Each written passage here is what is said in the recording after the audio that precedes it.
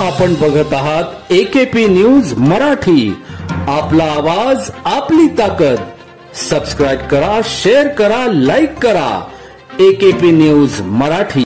नाशिक शहर पोलीस आयुक्तालयातील मुंबई नाका police station हद्दीतील वडाळा रोडवरील साहिल लॉन समोर असलेल्या न्यू भारत गादी सेंटर वडाळा रोड नाशिक येथे इसम नामे साहिल सलीम मंसुरी व 21 राहणार हिरवेनगर नाशिक हा मानवी जीविका धोकादायक असलेला नायलॉन मांजा विक्रीत करीत असल्याबाबतची माहिती मध्यवर्ती गुन्हे शाखेचे ASI शेरखान पठाण व पोलीस हवालदार समीर चंद्र मोरे यांना मिळाल्याने सदर बाबत खात्री करून छापा टाकला असता त्याच्या ताब्यातील 83,000 रुपये किमतीचे 83 नग नायलॉन मांजाचे रीळ गट्टू मिळून आल्याने त्यास ताब्यात घेऊन त्याच्याविरुद्ध मुंबई नाका पोलीस स्टेशन येथे गुन्हा रजिस्टर क्रमांक 379/2024 भारतीय न्याय संहिता कलम 223-292 सह पर्यावरण संरक्षण अधिनियम सन 1986 ची कलम 5 व 15 प्रमाणे गुन्हा दाखल करण्यात आला.